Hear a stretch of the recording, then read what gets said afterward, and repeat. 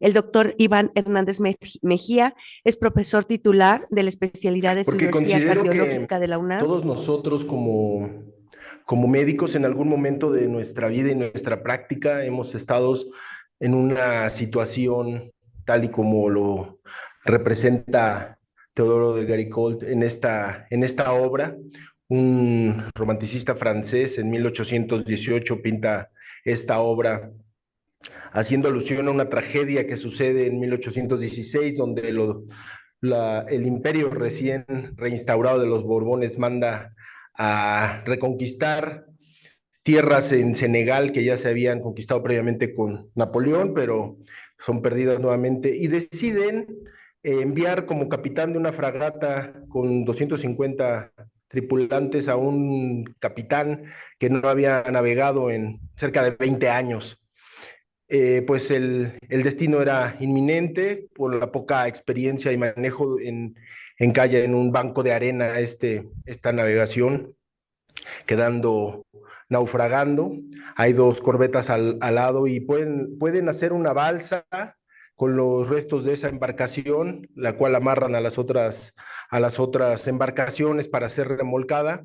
Sin embargo, pues la fuerte tormenta, el mar al haber estado, rompe esas amarras que eran a la deriva. No había capacidad para todos los náufragos, y en este evento pues empiezan a morir todos, ¿no? Muchísimos muertos, 15 sobrevivientes, 15 cuerpos a bordo de esta balsa con provisiones para un día y obviamente a la deriva. Y en esta imagen podemos observar todas las posiciones que podemos obtener o podemos tener acerca de una vicisitud o la adversidad, observando desde la parte inferior cómo yacen los cuerpos sin vida, el padre sosteniendo sin esperanza el cuerpo de su hijo también fallecido, algunas personas incrédulas todavía del suceso observando la tormenta y con esa desesperación, con las facies obviamente que dibuja Teodoro con esta imagen, y como podemos observar todo el viento soplando, llevando a la navegación hacia la tragedia. Pareciera no tener ninguna esperanza, y alguna parte, en la parte superior de la navegación y en la pintura se observa a dos o tres personas que observan a la lejanía, algo que Teodoro no quiso manifestar como una parte muy importante o no robar atención en su pintura, el mástil de una navegación mayor que venía a rescatarlos. Finalmente, con todas estas posiciones observamos, y es lo que quería demostrar, que en todas estas situaciones hay diferentes posturas ante algo que parece inminente, que es la pérdida. Hay algunos que bajan la guardia y algunos que podemos tener la misión en buscar a la esperanza. Finalmente, esa navegación rescata a esos cuerpos y a estas personas sobrevivientes a los cuales se entrevista el pintor y hace referencia a esta obra que hoy permanece en el Museo del Louvre en París y que es una obra representativa. Mi nombre es Iván Hernández, muchas gracias a todos por su atención e invitación a esta sociedad tan importante. Titulé esta presentación como las nuevas estrategias en perfusión, cirugía cardíaca, por tratar de abarcar un poco más de la simplicidad de lo que hay nuevo, no tomando como pues referencia todo el estado del arte de la cirugía cardíaca actual, y pues este es el panorama que hoy vemos. Tengo la oportunidad de trabajar con los casos de alta complejidad en cirugía de aorta, de tromboembectomía pulmonar, endocarditis compleja, que son los casos que obviamente pues un pronóstico tal y como el de la obra, con un desenlace probablemente con una alta mortalidad, es el que nos presenta hoy en día la cirugía cardíaca.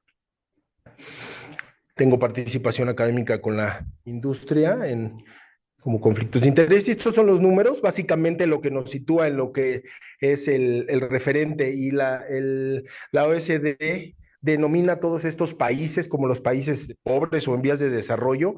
Es importante comentarlo y remarco los que se encuentran en esta casilla por la proximidad geográfica con nosotros y obviamente para entender todo lo que sucederá más adelante, ¿no? Desde la nominación de Argentina, Bolivia, Brasil, Colombia, Costa Rica, Cuba, Ecuador, El Salvador, Guatemala, Honduras, México, Nicaragua, Panamá, Venezuela, entre todos estos países. Entonces estamos obligadamente definidos como los países en vías de desarrollo o con una economía pues menor o débil, ¿no? Con respecto a eso. Llama la atención que está también pues naciones como Rusia y China con unas economías altas, pero por la calidad que se presenta de toda su atención, considerados de esta manera.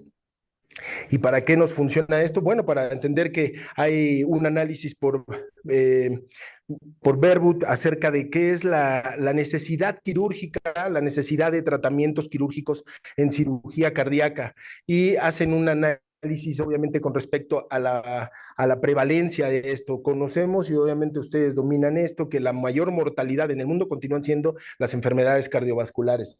Casi 18 millones de muertes por año y de las cuales el 80% se presentan en los países de la lista previa. Entonces, obviamente, pues como ley de Pareto habrá que atacar en ese sentido. Y haciendo ese cálculo actuarial y de necesidades, pues realiza un análisis en el cual se requieren cerca de 123 cirugías por cada 100,000 habitantes y obviamente pues la cifra más cercana la tiene la nación de Estados Unidos. Obviamente aquí abarca todas las posibilidades del tratamiento de cirugía cardíaca. Pero este es un análisis y una definición de lo que actualmente se produce en ese país. ¿Y qué sucede con nosotros y con esa estimación que hacen?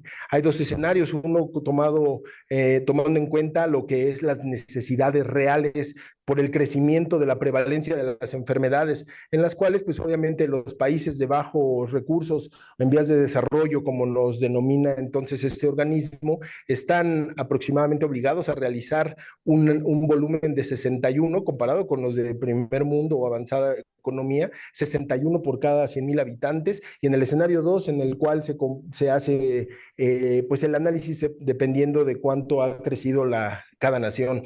Poniendo esos números en la balanza, observamos que el análisis que debíamos tener en México, si tomamos el primer escenario por las necesidades reales de atención en cirugía y los procedimientos y los padecimientos cardiovasculares, se estarían realizando 79,000 cirugías al año, mientras que, bueno, en el escenario más débil, 52,000 cirugías. Esto es una cifra muy interesante porque el número de cirugías que estamos realizando en México solamente llega a cerca de 7,500 procedimientos al año para una población calculada en el censo de población del año previo de 129 millones de habitantes.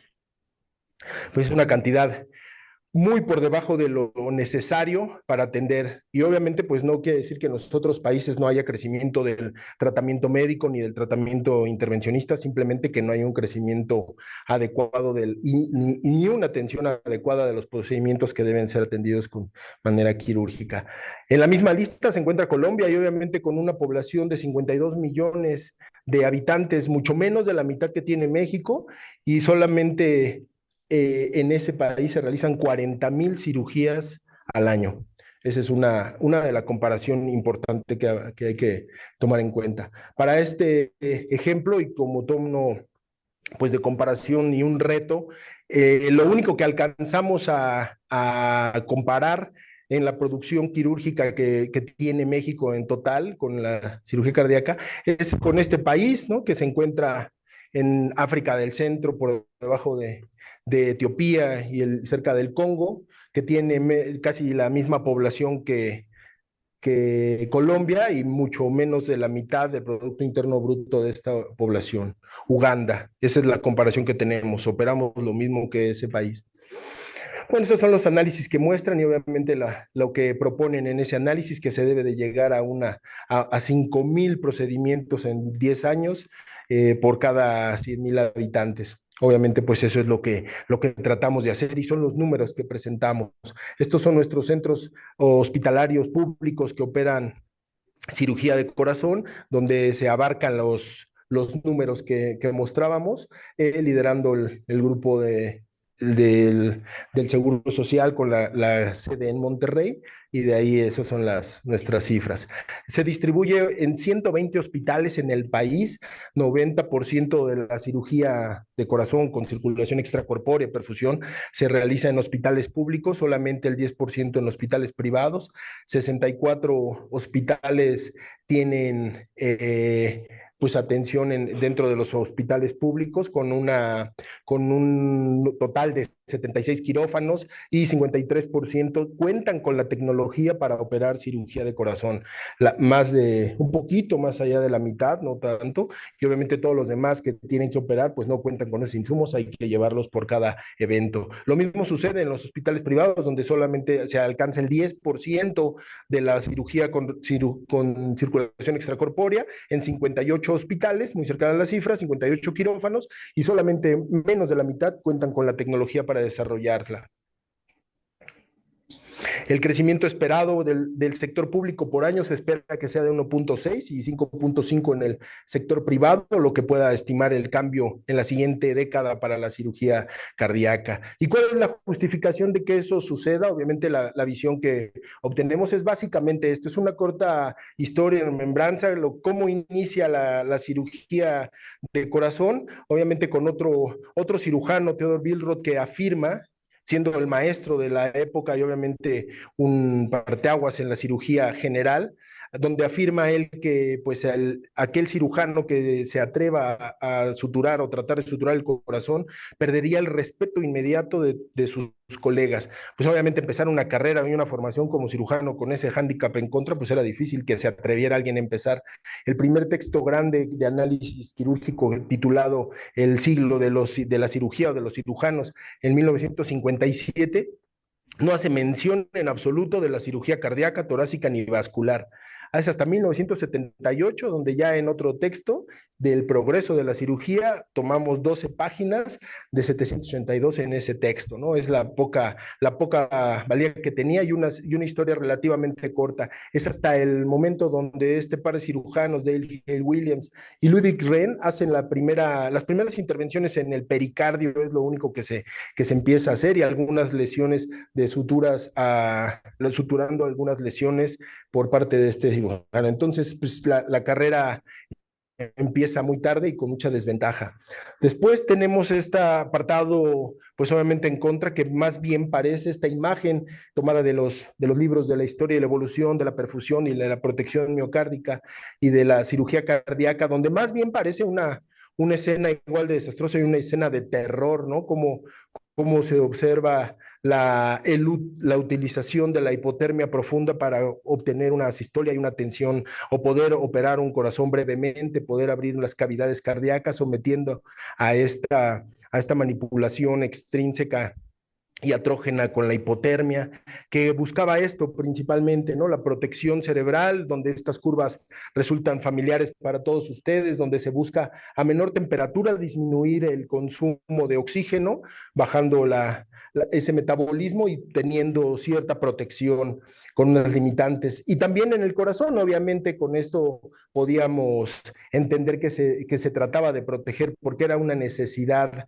para hacer la atención cardiovascular inicial. Entonces, esto se queda en la imagen de todo el escenario quirúrgico cardiovascular como uno de los adelantos, y eso es lo que se manifestó desde ese momento.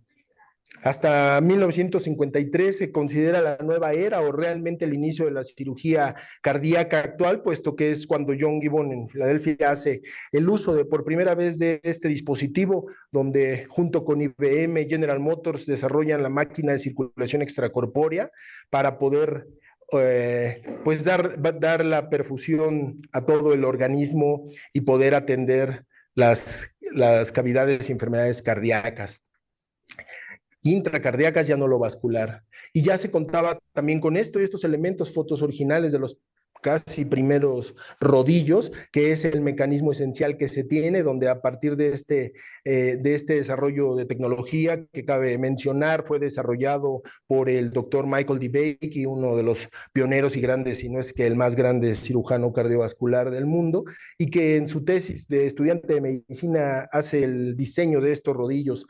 Y en ese momento, pues bueno, inicia con esa perfusión que puede hacer el colocar un líquido por dentro de estos tubos para que con el giro controlado de este rodillo se produzca el flujo de ese mismo. Sí, recordemos que pues para en ese momento los avances tecnológicos en cuanto a los plásticos y toda la tecnología de la industria del petróleo, el teflón, había una contaminación enorme, pues estaban en desarrollo todo lo inicial en cuanto a plásticos. Entonces esto obviamente tenía efectos muy nocivos en la circulación sanguínea y obviamente pues efectos deleterios, incluso cancerígenos. Esto ha ido evolucionando a pasos agigantados en el estudio tecnológico para ir disminuyendo esa lesión.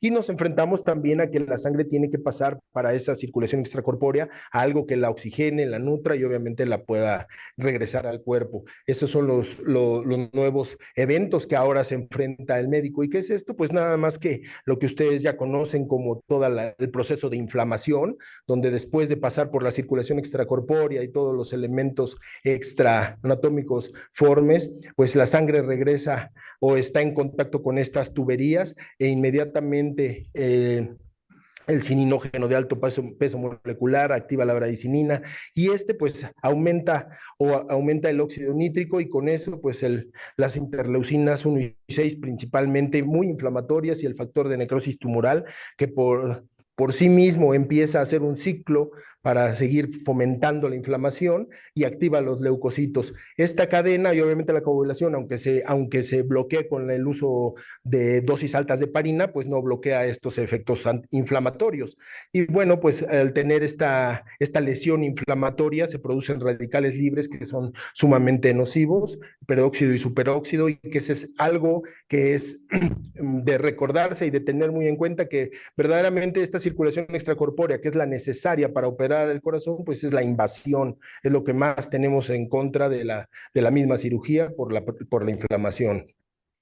¿Qué otra cosa sucede a nivel muscular y que obviamente también se presume como una de la génesis de los síndromes vasopléjicos, que ese aumento del óxido nítrico al desestabilizar el fósforo ya unido a la miosina, pues produce un estatus continuo de dilatación donde la fibra ya no es capaz de contraerse, entonces eso se produce de manera continua, aparte que el cambio de la polarización con la salida del potasio, pues hace que ninguno de los fármacos casi logre que la fibra muscular vuelva a contraerse. Entonces, esta inflamación es lo que lleva a este escenario tan deleterio de la protección y la cirugía cardíaca. Al respecto, pues tenemos que para entender y qué es lo que tenemos de referencia en cuanto a la vasoplegia, sabemos que la regulación endógena que va a tener el cuerpo, pues va a ser inefectiva. Se produce fibrilación auricular, falla renal, lesión hepática, pulmonar. Se han intentado reducir los circuitos para que la sangre pase por menos cantidad de metros de lesión. Sin embargo, pues no ha resultado ser tan efectivo. El material biocompatible que sí ya ha evolucionado es lo que se está pensando pueda ser más efectivo. Hay una terapia llamada Low Level Light que se le aplica a las tuberías para que se lesionen menos, las plaquetas se activen menos. Este fármaco, obviamente bien conocido por todos en el ámbito de anestésico, tiene muchas propiedades en la reducción de inflamación, no solamente lo que guarda como anestésico. La N-acetilcisteína utilizada como protector renal para los estudios pues contrastados, sabemos que también va a reducir el lactato, mejora la función del riñón y en el hígado. El óxido nítrico se piensa y se ha encontrado que puede mejorar el riñón y el corazón y algunos elementos como la vitamina C y la vitamina E que reducen los antioxidantes ligeros. Pues todo es una suma de manejo que se quiere utilizar para reducir toda esta lesión que bien bien entendida está, que es la causante de la mayor parte de la inflamación. Y eso es lo que sucede, ¿no? ¿Qué pasa? Durante muchos años las diapositivas previas fue lo que aprendimos, lo que hicimos, lo que tomamos a pie juntillas sin cuestionarnos, ¿no? Y Darwin dice que sin dudas, pues no va a haber progreso y en verdad estaremos haciendo lo correcto. ¿Sirve la hipotermia para nuestra protección? En realidad es que tenemos más cosas en contra y las redactaré con esto, que pues verdaderamente lo principal es que es totalmente antifisiológica, altera la estabilidad de membrana, la utilización de glucosa, aumenta la oxidación mitocondrial, altera la regulación de hidrogeniones, altera reacciones enzimáticas, modifica el contenido hídrico de los tejidos, altera el intercambio gaseoso, la cascada de coagulación, disminuye el tono vascular, afecta la microcirculación vascular, la permeabilidad y retarda el metabolismo de anestésicos. Todo eso tenemos bien evidenciado, si no es nuevo, ¿no? Desde el 2003 ya está completamente establecido. Hoy resulta más difícil hablar de lo que es bueno, que explicar que esto es malo, ¿no? La gente se cuestiona más ¿por qué tendría que cambiar algo que ha utilizado durante mucho tiempo? Porque esto es la realidad, esto es lo que se sigue utilizando. Y es difícil cambiar ese método, puesto que fue aprendido de la manera en la cual se las fui mencionando. ¿Se produce un déficit neurológico al utilizar la circulación extracorpórea? Sí, poco estudiado en algunos casos por ser ligero, pero bueno, también está asociado a esto. Hay 2.5 veces más de riesgo en la cirugía cardíaca para esta lesión y menos incidencia cuando se usa una temperatura normal o una normotermia a una presión adecuada, que estos empiezan a ser los retos de la perfusión, tener un buen flujo. La hipotermia misma puede estimular la muerte neuronal, lo cual no se ha contemplado casi nunca, ¿no? Y esto sí tiene implicaciones clínicas importantes en el humano. Sí lo protege las curvas de protección neuronal por el tiempo que se utiliza para dar protección en eventos donde requiere hipoflujo aparente, lo cual ya no es necesario tampoco y eso es lo que se tiene que cambiar. Al final, pues se han podido realizar pocos estudios acerca de la utilización de estos eventos y es importante, no como una justificación, pero sí comprender que los estudios clínicos con tratamientos quirúrgicos tienen una debilidad al no poder ser del todo controlados, al no haber un tratamiento que pueda ser ciego, ¿no? Como toda la gran producción científica que dan los estudios clínicos. Aún así, bueno, comparando los pacientes operados con cirugía cardíaca, pareados y que con un buen número entre normotermia e hipotermia, ya sea moderada, lo único que se encontró fue que se produce menos falla renal en los pacientes con normotermia. Entonces, al no ser inferior y obviamente contemplar que la protección es continua, pues es una estrategia saludable o pensar en ella. La hipotermia parecía proteger, claro que sí, pues cerca de los años 80, cuando los circuitos y toda la bomba que les mostré no eran biocompatibles y obviamente pues tenían que disminuir un poco esa afección de las interleucinas y de los procedimientos pues inflamatorios. Concluyen, obviamente, a manera de frase que hemos tenido en el ámbito de la cirugía cardíaca durante muchas décadas una mala enseñanza, hemos estado repitiendo todo lo que hacemos y que la elección de todos esos procesos queda a un punto totalmente empírico, que es lo que estamos haciendo. Logran justificarlo analizándolo entre el grupo de anestesiología y de cirugía acerca de ese manejo como, pues que es difícil definir algo que se encuentra el manejo pues entre el arte y la ciencia, ¿no? No lo pueden definir del todo. Sin embargo, pues otros estudios para lo que llegan a utilizar mucho la hipotermia en el arresto, la protección neurológica en el paciente tratado en las terapias intensivas, encuentra que en realidad la muerte es mayor con los pacientes tratados con hipotermia, ¿no? No hay ninguna diferencia mayor en los resultados a 6 meses. Esa es la evidencia, ¿no? Entonces sí hay cosas más en contra de eso, ¿no? Hoy pues preguntamos en todas las sesiones realmente, como todo lo que estamos haciendo y el poco número, quién es realmente quien está pidiendo que los pacientes vayan a una hipotermia profunda, una hipotermia moderada, y pues todos nos echamos la culpa, ¿no? Es que tú la necesitas, tú me la pediste, tú la ocupas más, es para la protección del cerebro, es para que tenga buenos flujos, el cirujano para que tenga un campo exangüe, para que tenga más tiempo para operar, etcétera. Entonces hoy nos quedan como estos ejemplos.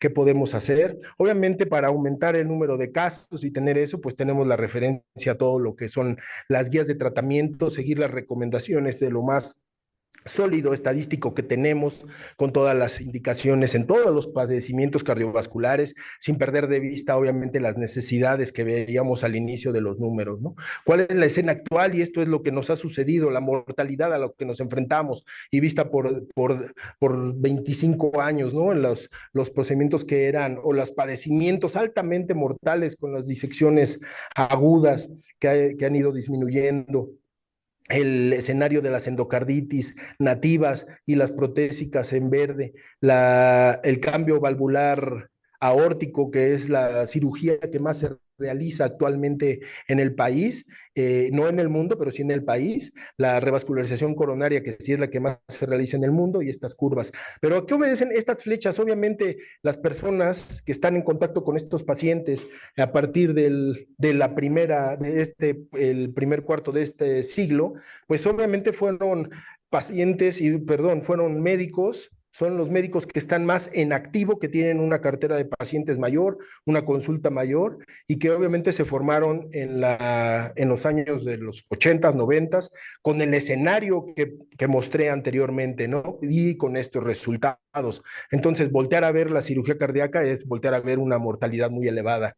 Incluso para los que ya se formaron para el 2010 en la escena cardiovascular y de la medicina interna, pues observan todavía mortalidades muy altas, complicaciones muy graves, y el pensamiento que se genera es obviamente de esa noción, y por eso el volumen tampoco es de un gran aumento, al intentar más continuar con un manejo médico o obviamente intervencionista. Ahora es cuando se empieza a notar, y con la gente que está en formación actual, pues son el grupo que más beneficio tendrá de todos estos avances, porque verán los resultados actuales como son de mejor pronóstico, y obviamente con esa atención en grupo, pues un mejor resultado.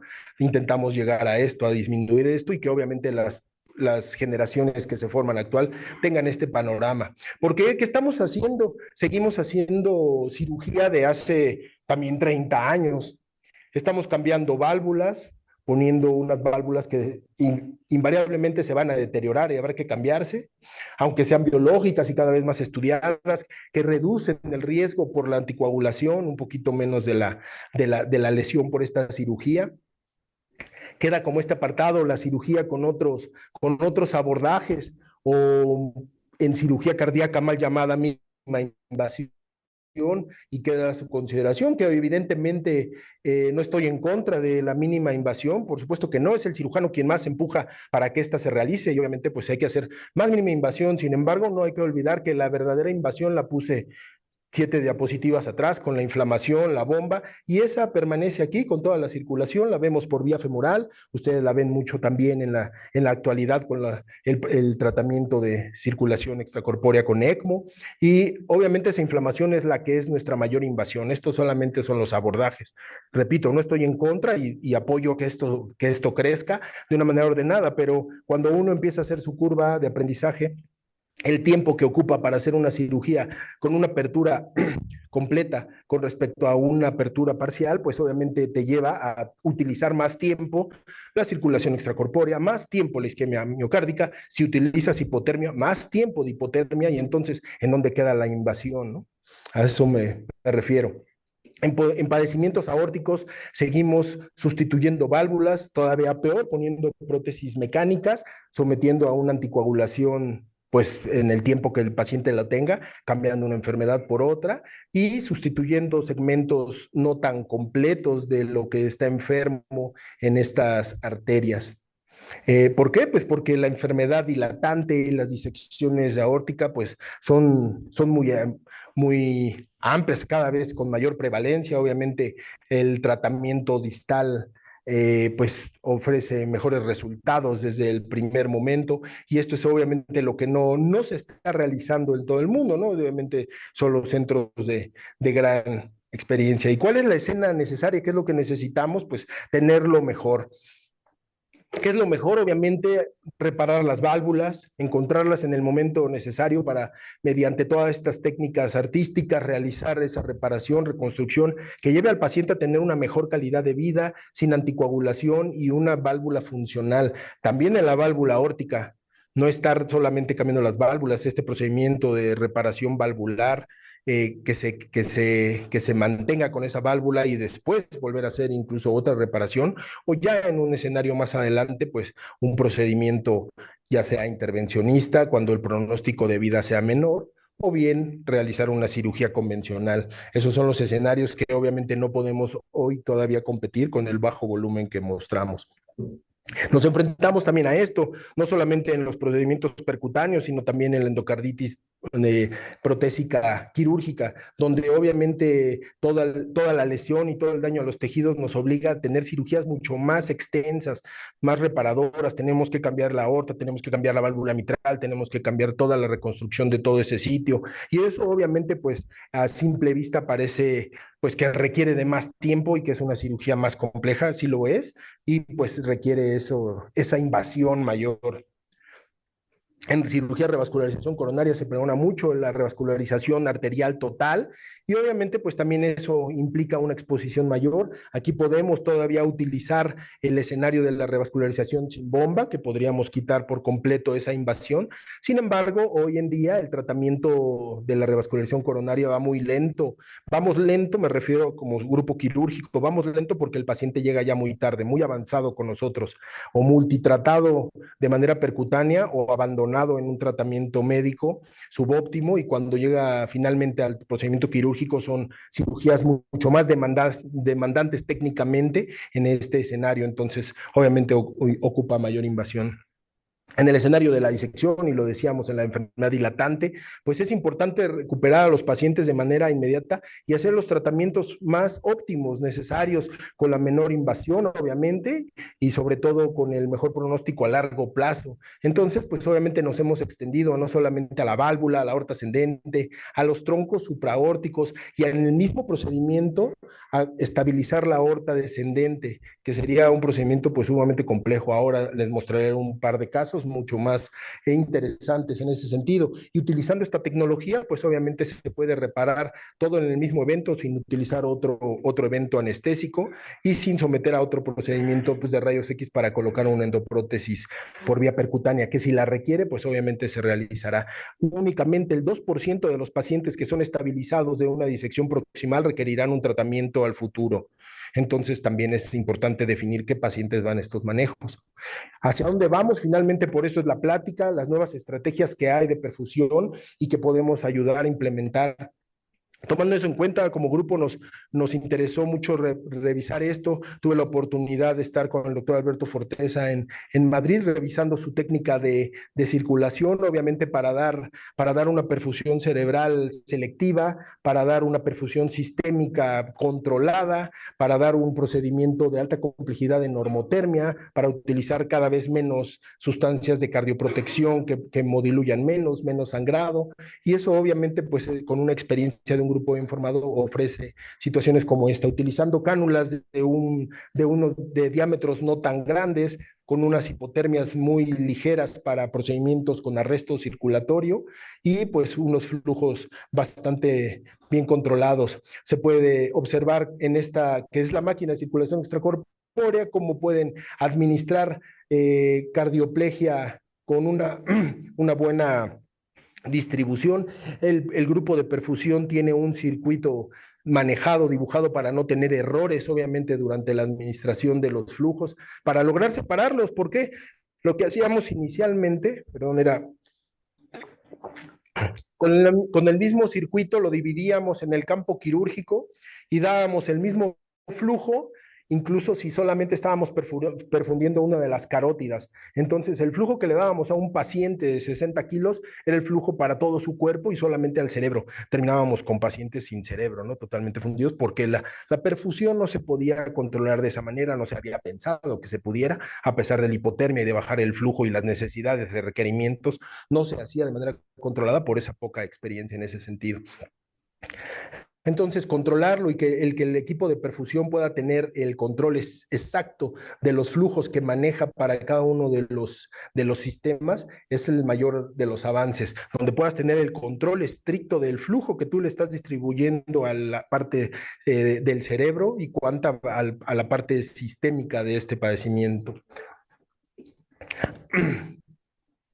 Pueden hacer toda la combinación y obviamente, como se puede ver aquí, una diferencia entre el flujo cerebral a 1.4 litros, 3.3 del flujo en el sistémico. Entonces tienen el control estricto de cómo se va a perfundir cada órgano y no correr el riesgo de lesionar por ese aumento del hiperflujo. Obviamente una comunicación muy grande. Combinamos también esto con una formación con el grupo colombiano para hablar mucho de perfusión y cómo establecer los nuevos circuitos que también resultan una complejidad para acomodar tanta tubería. Obviamente este es un tema muy interesante para el grupo de perfusión, los perfusionistas hacen y son quienes también están avanzando muchísimo el tema de cómo les ha abierto un panorama bastante amplio y obviamente estas conexiones que simplifiquen la colocación y distribución de flujos es lo que nosotros pues preferimos. Cómo se hace cada vez más corto este circuito para poder ofrecer una circulación a través de la arteria axilar y dar una protección tanto cerebral como sistémica para poder intervenir los grandes vasos y el corazón. Pues obviamente, pues también nosotros como estrategia desarrollamos nuestro propio protocolo basado en nuestra experiencia, existencias, todo lo que tenemos y obviamente el grupo de perfusión aunado y sumado muy activo a la mejora de este proceso. Esto es lo que tenemos y obviamente hablando un poco de normotermia, la experiencia inicial. Oh, al día de hoy he realizado 76 casos en 8 meses, valvulares, isquémicos combinados y algunos de muy alta complejidad. Tenemos una mortalidad del 0.2 en general en estos pacientes, con un 88% de extubación en las primeras 4 horas. Hay un 60% menos de necesidad de transfusión sanguínea. 98% de estos pacientes han estado libres de lesión renal aguda, que no la presentaban antes. No hemos encontrado eventos neurológicos mayores, una reintervención por sangrado, una infección del sitio operatorio, y esta es hasta el momento el escenario que tenemos de la aceptación por parte del grupo del staff. La adherencia, pues representada en este polígono, vean como pues realmente el grupo de enfermería dócil y además muy proactivas en la adopción de nuevas técnicas, los residentes al 100% convencidos porque son los más actuales y obviamente analizan a detalle cada número presentado y con la estrategia mencionada, pues han encontrado un buen apego. Los anestesiólogos se van sumando poco a poco con la nueva, pues obviamente renovación de todos las nuevas generaciones, se van sumando, igual los perfusionistas. Sin embargo, pues ese gap de práctica y la conducta mostrada que les comentaba acerca de pues que repetimos lo que veíamos y lo que aprendimos, todavía el grupo quirúrgico está renuente a estas estrategias. La cirugía aórtica compleja, pues obviamente muestra gran parte de esta necesidad, pacientes con la disección nueva, ¿no? Esta clasificación no A, no B, en este caso tiene la necesidad de una revascularización de los troncos supraórticos, estabilización del arco aórtico, y pues ya utilizando esta tecnología pudimos colocar un dispositivo Toraflex. En este otro caso, el paciente que sí tenía, en este caso la válvula estaba respetada, en este caso la válvula tenía la válvula aórtica con una insuficiencia aórtica importante, más una disección severa, tipo A, que involucraba todos los troncos supraórticos. Entonces, en este caso tuvimos que sustituir la válvula, la aorta ascendente, con un procedimiento de Ventali de Bono, sustituir todo el arco, revascularizar los troncos supraórticos y liberar esta endoprótesis. Pues así como el título es de largo, es larga la cirugía, ¿no? Y riesgosa y compleja. Este aneurisma ya o enfermedad dilatante, encontramos una dilatación muy grande en esta mujer, insuficiencia aórtica severa, con una disección también muy importante y como hallazgo en el ecocardiograma transoperatorio, preoperatorio, encontramos una insuficiencia mitral severa, entonces tendríamos que hacer el cambio de la válvula mitral, el Ventali de Bono, la revascularización de troncos, la liberación de la endoprótesis, y esto es lo que nos permite que podamos llegar a este escenario con relativamente mayor seguridad, con una buena práctica, ¿no? Y finalmente otro caso de una disección con una insuficiencia aórtica para otro caso de una revascularización de troncos y liberación de endoprótesis. Esos escenarios son altamente mortales, normalmente pues no se habían implementado reciente ingreso de esta tecnología y al día de hoy tenemos 0% de mortalidad en estos procedimientos. Y algo que quiero destacar bastante en la imagen, más allá de lo quirúrgico y aparatoso que destaco al fondo, es el corazón moviéndose, ¿no? Y esta es una de las estrategias de perfusión actual.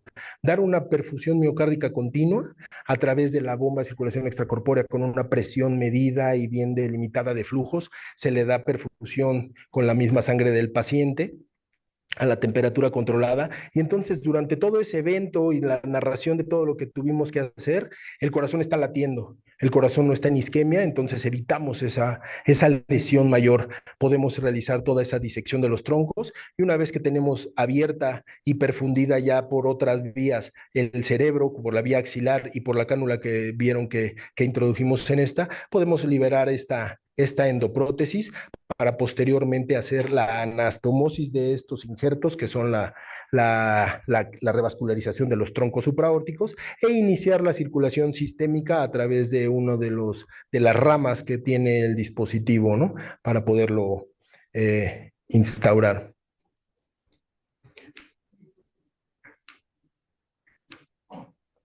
Este es el estado posquirúrgico, obviamente de lo que teníamos, se coloca con de esta manera la sustitución de la válvula, la aorta ascendente, el reimplante de las arterias coronarias, la revascularización de los troncos supraórticos y el esqueleto de la endoprótesis que observamos. Se hace la planeación para un evento distal, si es que lo requiere, y repito, solamente el 2% de los pacientes que llegan a tener endofuga o alguna dilatación posterior o que está presurizada la luz verdadera distal, pues requerirá una extensión, si no, con la fijación proximal quedan completamente curados, con una mejor pues manejo de los flujos.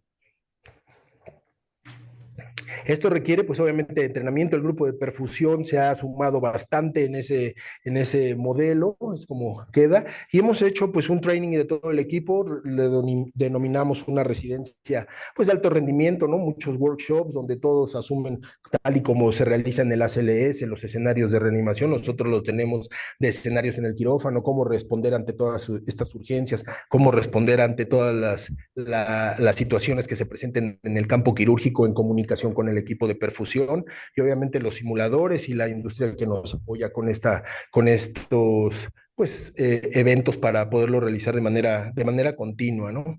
¿Cuál es la estrategia finalmente?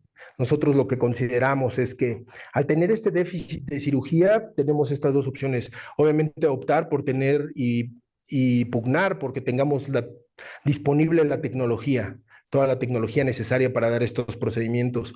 Personal sumamente capacitado para que dominen estas técnicas. Normalmente, pues, en muchos centros, como lo vieron al inicio, pues no se tiene un volumen alto de cirugía. Si nosotros tenemos muy poco volumen, obviamente hay centros que tienen muy pocos casos, no alcanzan a formar al personal de manera adecuada. Pero tener pues exposición a más número de casos hace que también se expongan a procedimientos más complejos y que esto lleve a estar más capacitados. Ya que tenemos eso, pues podemos estandarizar nuestros protocolos y con eso mejoramos nuestros resultados, denominándonos un servicio, un mantenimiento de alta eficacia. Esto va a ocasionar invariablemente en cualquier sede donde lo hacemos, pues un beneficio clínico económico con una estancia hospitalaria mucho menor, egresos menores, menor de operación, reducción de gastos, y que obviamente esto al final va a llevar a captar más pacientes para todas las instituciones. Esto es lo que nosotros promovemos, esto es lo que nosotros creemos que se debe hacer con estas prácticas. Finalmente concluyo con esto, que obviamente hay una subatención importante en los padecimientos cardiovasculares, hay una ausencia regulatoria de las buenas prácticas en salud, y esto es en materia de medicina y economía. La circulación extracorpórea pues es necesaria para nuestro escenario, aunque sea invasiva. La hipotermia iatrógena no es más segura que la normotermia. La cirugía compleja requiere protocolos de seguridad. La perfusión cerebral, visceral y cardíaca debe ser sumamente segura, entonces el proceso debe de ir a atenderlo. La buena calidad de estos procesos atraerá nuevos pacientes, nuevos médicos. El trabajo en equipo pues es necesario, esencial para tener estos resultados. Y pues hay que luchar por esa probabilidad, aunque sea pequeña, de sobrevida, mientras sea un pensamiento ético, ¿no? De no ensañamientos terapéuticos, pero luchar si hay una pequeña probabilidad. Y sobre todo, como última reflexión, hay que dudar de todos nuestros actos para que eso nos conduzca a la evolución. Muchísimas gracias y pues creo que si todos ustedes están aquí es porque están del lado de la vida, de la esperanza y que quieren luchar por eso, al igual que nosotros. Muchas gracias.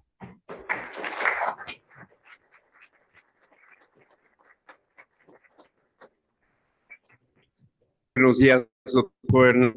Aquí a sesión general del hospital. La verdad es muy importante para nosotros el conocer lo que se está haciendo en anestesia cardiovascular, sobre todo que aquí en Observatorio tenemos la sede de Cardias. Y aunque usted habló más de cirugía de adultos que de cirugía de bebés y de malformaciones congénitas, pues acá también contamos con todo esto y una buena parte de la estadística que presentó usted acerca de lo que se hace en cirugía cardiovascular en hospitales privados, pues se realiza en este hospital. Entonces, creo que sí es importante que todos sepamos que aquí se hace también todo esto, no es nada más ciencia ficción que se hace en centros hospitalarios de alto nivel como el Instituto de Cardiología o el Instituto Nacional de Pediatría o Siglo XXI u otros hospitales del sector público. Se abre el chat para preguntas, comentarios. No sé si allá en Santa Fe, acá, por favor, doctora Clet. Hola, buenos días. Mi nombre es Andrea, yo soy médico de terapia intensiva. Pues igual, me pareció muy buena la presentación. Creo que esto, como usted bien dice, doctor, se realiza acá y se puede realizar aquí. Realmente uno desconoce a veces lo que pasa en la cirugía cardíaca.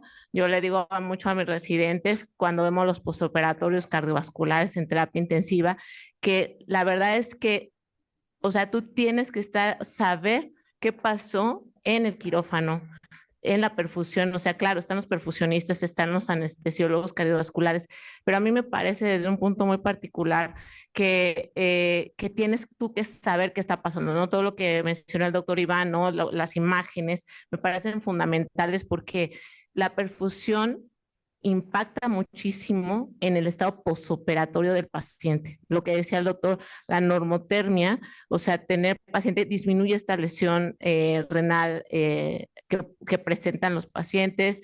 No, las técnicas de perfusión actuales también, la verdad es que el simple hecho por ejemplo, liberar, quitar citocinas durante la circulación extracorpórea, me parece que es fundamental en el caso, por ejemplo, para nosotros como intensivistas y pues también para los cardiólogos, desde un punto de vista. Pero bueno, mi pregunta va, doctor Iván, si ¿se han hecho alguna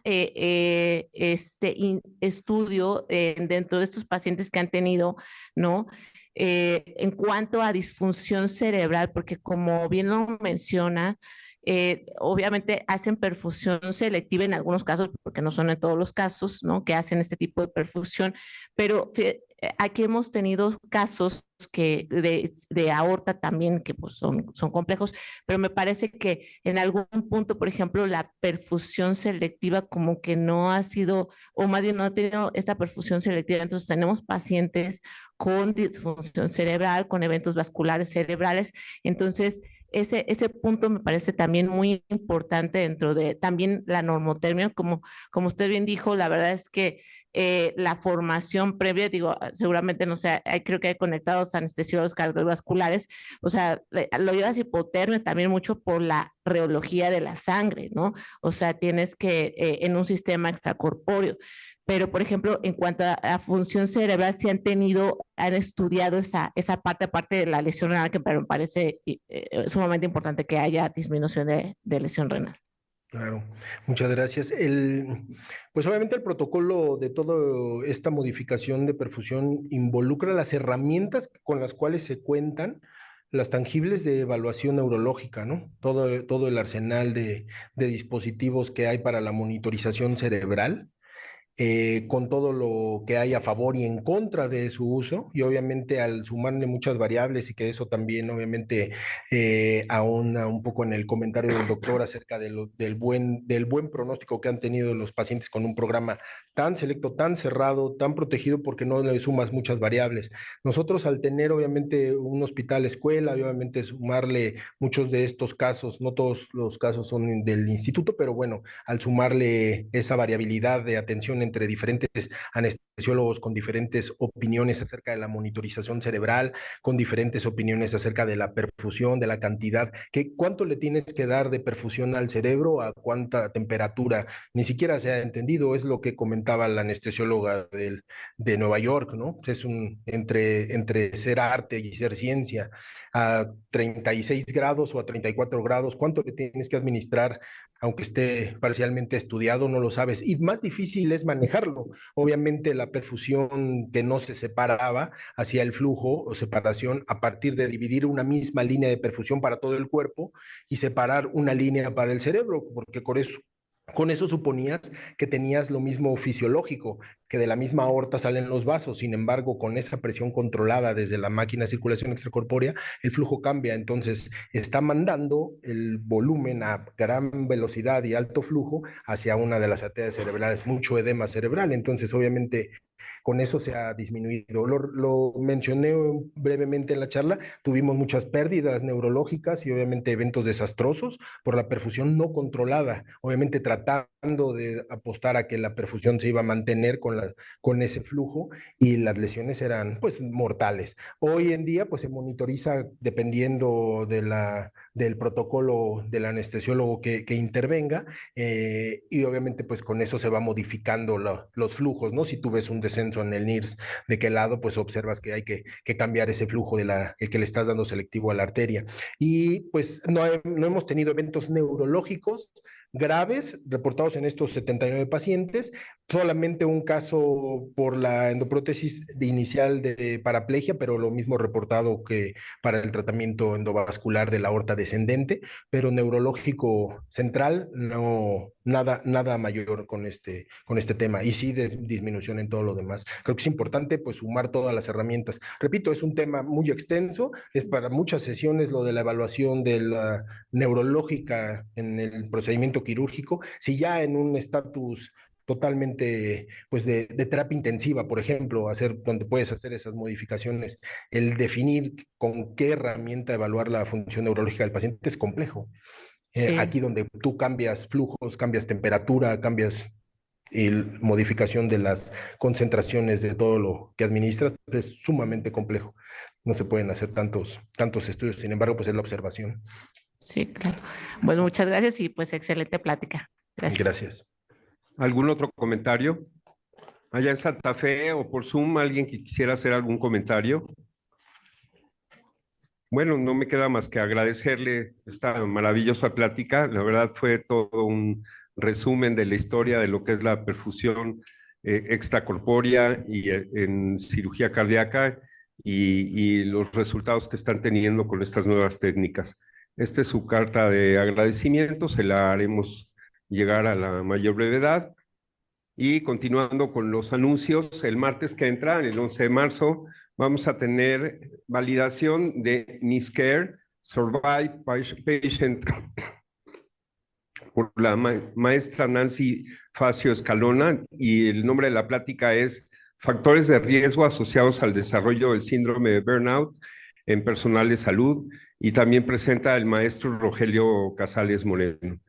Va a estar muy interesante. Les recordamos que ya todas estas sesiones las pueden ver en sus dispositivos, entrando a la página de la Asociación Médica del Centro Médico ABC, y en eventos ahí se pueden visualizar todas las sesiones que tenemos generales del hospital. Están muy interesantes y usted puede pasar el link a sus amigos, familiares, para que vean su sesión próximamente. La semana que entra, más bien esta semana, se va a inaugurar el curso Hitos de la Vida Reproductiva de la Mujer y Más Allá. Va a ser en Santa Fe. La siguiente, por favor. Y ya tenemos aquí el póster de las jornadas médicas para todos los interesados. van a ser del 1 al 9 de noviembre, y es un crucero por el Caribe que sale de Miami, regresando a Miami. Incluye todas estas cosas que dice el póster y esperamos que se inscriban prontamente. La verdad, el precio es algo irrisorio para el tipo de viaje que vamos a hacer a través de las jornadas médicas, y también tendremos sesiones. La siguiente clase de cocina ya va a ser el día 13 de marzo, igual en el estudio Gourmet, y el menú va a ser internacional. Les recordamos que pueden pasar a la Asociación Médica a cubrir las cuotas de este año. Y el seguro de responsabilidad médica.